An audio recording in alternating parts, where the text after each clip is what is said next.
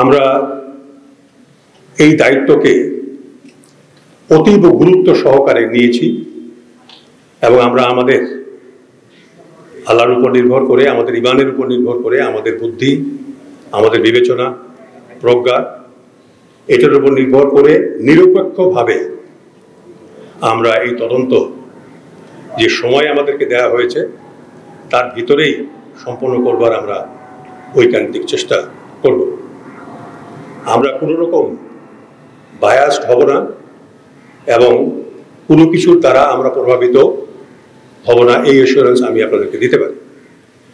যেহেতু এটা একটা জাতীয় সমস্যা, হাজার বছরে এই ধরনের ঘটনা পৃথিবীতে ঘটেনি যে একটা সামান্য সময়ে এত অফিসার, এত মানুষ নিহত হয়েছেন, এখানে এত মানুষ নিগৃহীত হয়েছে। আমরা এই দায়িত্ব পেয়ে বর্তমান সরকারের যে প্রধান উপদেষ্টা ডক্টর মোহাম্মদ ইউনূসকে আমি আন্তরিক কৃতজ্ঞতা জানাই যে তিনি এই মহান সমস্যাকে তিনি চিহ্নিত করেছেন এবং এর সুরাহা চেষ্টা করছেন। আমি আপনাদের মাধ্যমে জাতিকে অবহিত করতে চাই, এই বিডিআর বিদ্রোহ পরবর্তী সময়ে যারা নিগৃহীত হয়েছেন, নিহত হয়েছেন, বঞ্চিত হয়েছেন, সব কিছুকে আমরা নজরে নিব এবং অতীব সহমর্মিতার সাথে এবং আন্তরিকতার সাথে আমরা তাদের ক্ষতকে নিরাময় করবার চেষ্টা করব। যখন আমাদের কাজ শেষ হয়ে যাবে তখন যেন এই প্রশ্ন না ওঠে যে আমরা আমাদের কাজ সম্পন্ন করতে পারিনি। কাজে সেই বিষয়টা সম্বন্ধে আমরা সবসময় সজাগ থাকব।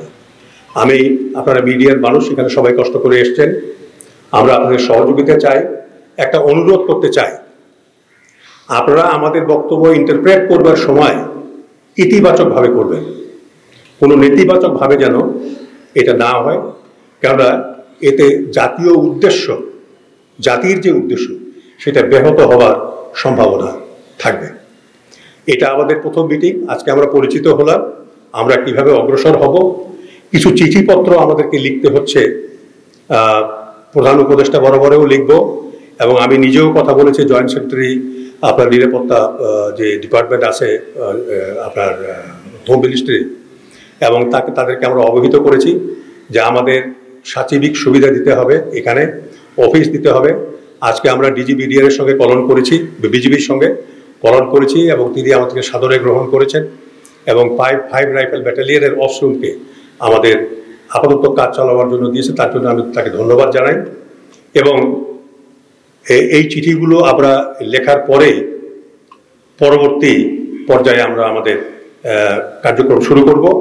আমরা কতগুলো বিষয় চিহ্নিত করেছি, যেমন এই পুরো অপারেশন এটা কিন্তু অন্য কমিশনের মতো নয়, এটা একটা অন্য রকমের কমিশন যেখানে দেশি বিদেশি শক্তি ষড়যন্ত্রকে চিহ্নিত করতে আমাদেরকে দায়িত্ব দেওয়া হয়েছে। কাজেই আমরা কিছু বাড়তি বিষয় আমাদের জন্য আমরা এক্সপ্রেস করেছি, করব চিঠির মাধ্যমে। সেটা হলো আমাদের নিরাপত্তা, ব্যক্তিগত এবং পারিবারিক, ট্রান্সপোর্টেশন সুবিধা, সাচিবিক সুবিধা এবং আমরা কোথায় অফিস করব সেই সুবিধাগুলো এবং মনিটরিং ইমপ্লিকেশন কি আছে সেই বিষয়গুলো আমরা সব তুলে ধরবো। এবং আমাদের মর্যাদা, আমি বলেছি যে এই কমিশনের যিনি সভাপতি তার মর্যাদা হতে হবে একজন অ্যাডভাইজারের সমান, মর্যাদায় নয় সমান অ্যাডভাইজার হতে হবে। কারণ হলো আমাদের ডিল করতে হবে দেশি বিদেশি মানুষের সঙ্গে, তাদেরকে সমমর্যাদায় থেকে যেন আমরা সেটা ডিল করতে পারি। এবং আমার সঙ্গে যারা সদস্য রয়েছেন তাদেরকে আমরা অ্যাপিলেট ডিভিশনের, সুপ্রিম কোর্টের অ্যাপিলেট ডিভিশনের জাজের মর্যাদায় অভিষিক্ত করার জন্য আমরা আবেদন জানাবো।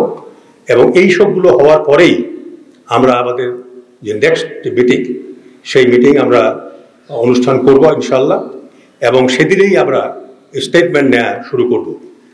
আমরা আশা করব আপনারা আমাদেরকে সহযোগিতা করবেন।